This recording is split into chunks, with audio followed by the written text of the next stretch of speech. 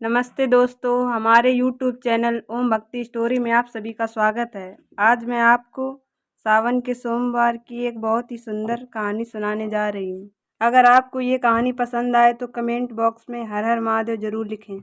किसी नगर में एक सेठ अपनी पत्नी के साथ रहते थे। सेठ जी बहुत ही धार्मिक थे और भगवान शिव के परम भक्त थे। वे रोज भगवान शिव का पूजन करते थे। कुछ दिनों के बाद सेठानी ने एक पुत्री को जन्म दिया, लेकिन जन्म के समय सेठानी की मृत्यु हो गई तो उनकी पुत्री का नाम दुखनी रख दिया गया। सेठानी की मृत्यु से सेठ बहुत दुखी रहते थे। उनकी पुत्री अभी बहुत छोटी थी तो सारे रिश्तेदार सेठ जी से दूसरी शादी करने को कहते, लेकिन सेठ जी शादी करने के लिए मना कर देते। तब रिश्तेदारों ने कहा, देखो तुम्हारी बेटी अभी बहुत छोटी है, इसकी देखभाल कौन करेगा, इसे अकेले कैसे पालोगे। तब सेठ ने बेटी के बारे में सोचकर शादी के लिए हाँ कर दी। कुछ ही दिनों में सेठ की दूसरी शादी हो गई, लेकिन सेठानी उस बच्ची से बिल्कुल भी प्यार नहीं करती थी। धीरे धीरे समय बीतता है और इस सेठानी ने भी एक बेटी को जन्म दिया। सब बहुत खुश थे।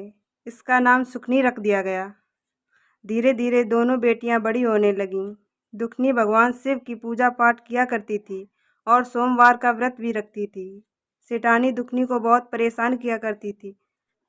उसे ठीक से खाना भी नहीं दिया करती थी।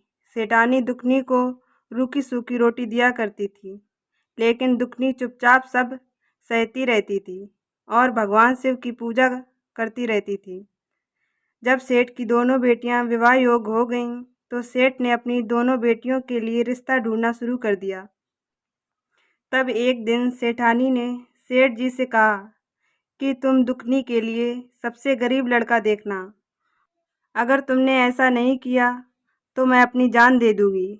सेठ जी ने अपनी पुत्री का विवाह बहुत ही गरीब लड़के से कर दिया और दूसरी पुत्री सुखनी का विवाह एक अमीर घर में कर दिया। सुखनी और दुखनी दोनों बहनें अपने अपने ससुराल चली गईं। दुखनी का पति बहुत ही गरीब था और वह कुछ काम भी नहीं करता था। दुखनी ही दूसरों के घरों में काम किया करती थी और अपनी गुजर बसर करती थी, लेकिन उसने शिव जी की पूजा करना और सोमवार का व्रत रखना नहीं छोड़ा। सावन के महीने में वह हर रोज मंदिर जाती और सावन सोमवार का व्रत भी रखती।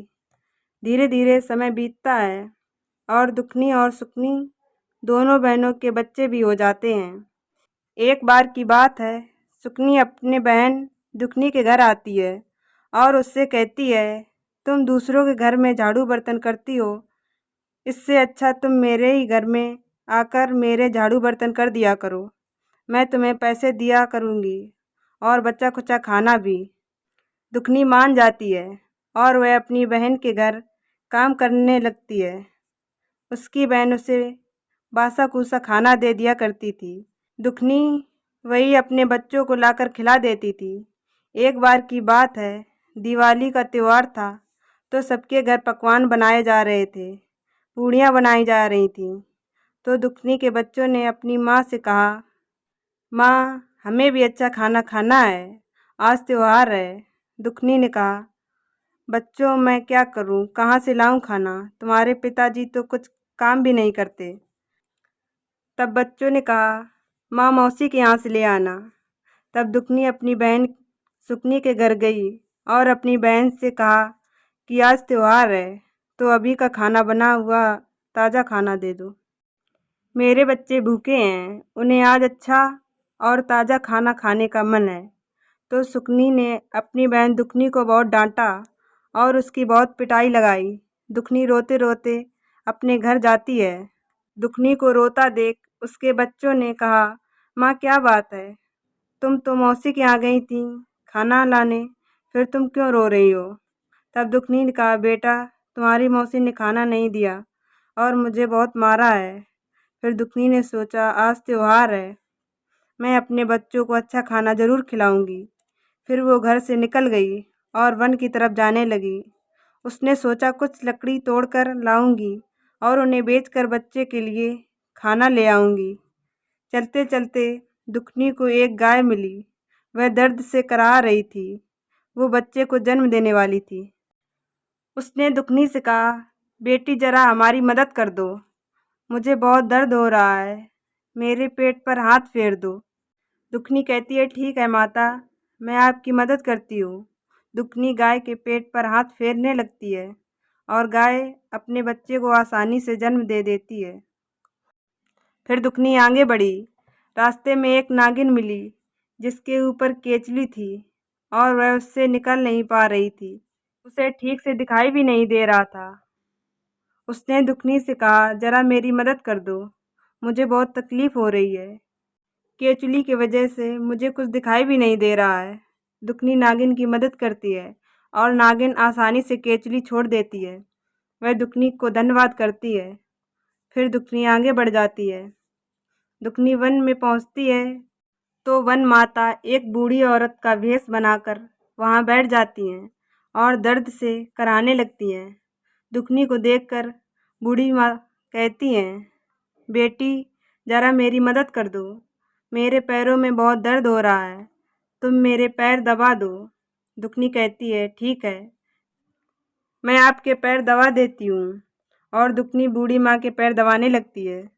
फिर कुछ देर बाद दुखनी जाने लगती है तो बूढ़ी माँ कहती है, बेटी मेरे पास एक पोटली है, इसे तुम ले लो। दुखनी पोटली को ले लेती है और उसे देखती है। उस पोटली में बहुत सारा सोना चांदी था।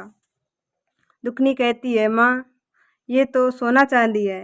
तब बूढ़ी माँ कहती है, तुमने मेरी मदद की है और मैं अब बूढ़ी हो गई हूँ, तो मैं इस पोटली का क्या करूँगी, ये तुम ही ले जाओ। और हाँ, ये थैला भी है, इसे भी ले जाओ।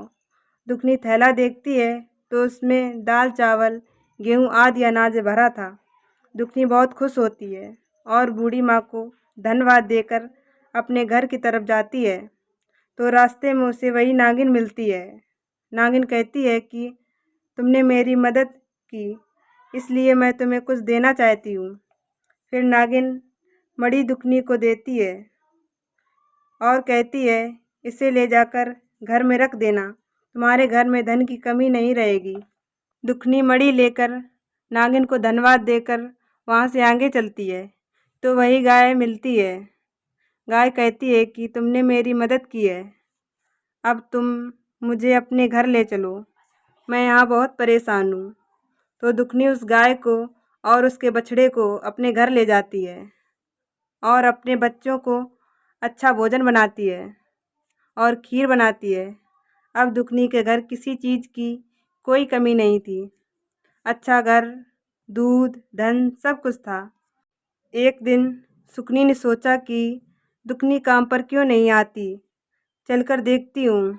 तो सुकनी अपने बहन के घर जाती है और सब देखकर आश्चर्यचकित रह जाती है और दुखनी से कहती है, तुम्हारे पास यह सब कहाँ से आया, तुम मेरे घर काम करने क्यों नहीं आती। तब दुखनी कहती है, मैंने तो तुम्हारे घर बहुत काम कर लिया, अब तुम मेरे घर काम कर लो। सुकनी बार बार पूछती है कि सच सच बताओ, तुम्हारे पास इतना धन कहाँ से आया। तो दुखनी सारी बात अपनी बहन को बता देती है। तब सुकनी भी गरीब औरत का भेष रखकर वन की तरफ जाती है तो उसे एक शेरनी मिलती है। वह उस पर दौड़ती है। सुकनी डर जाती है और आगे बढ़ जाती है। आगे वही नागिन सुकनी को मिलती है। नागिन उसे देखकर गुस्से से फुसकार मारती है। सुकनी डरकर फिर भागती है। भागते भागते वह वन में पहुंच जाती है तो वही बूढ़ी माँ मिलती है। वह कहती हैं, तुम यहाँ कैसे आईं, मेरी बिना इजाज़त के तुम वन में कैसे आईं। और वो गुस्से से सुकनी को डंडे से मारने लगती है। सुकनी वहाँ से भागती है और भागते भागते अपने घर पहुँच जाती है। घर पहुँचकर सुकनी देखती है कि घर में सब कुछ खत्म हो गया है, धन दौलत सब कुछ। अब वह गरीब हो गई, उसके पास कुछ नहीं बचा। फिर वह अपनी बहन दुखनी के घर जाती है और दुखनी से भला बुरा कहने लगती है कि तुम्हारी वजह से मेरा सब कुछ नष्ट हो गया है, अब मेरे पास कुछ नहीं बचा, तुमने ये क्या कर दिया। तब भगवान जी प्रकट होते हैं और कहते हैं इसमें दुखनी का कोई दोष नहीं है। तुम बहुत घमंडी थी और धनवान होते हुए भी एक भिखारिन का भेष धरकर वन में गईं। इसलिए वही वन सती माता ने तुम्हारा सारा धन नष्ट कर दिया। तुमने धन का लालच लिया जिसकी वजह से ये सब हुआ। ये सब कहकर शिव जी वहाँ से चले गए और सुकनी को अपने किए पर बहुत पछतावा हुआ। तो दोस्तों, अगर आपको हमारी कहानी पसंद आई हो तो हमारे वीडियो को लाइक करें, सब्सक्राइब करें और कमेंट में हर हर महादेव ज़रूर लिखें।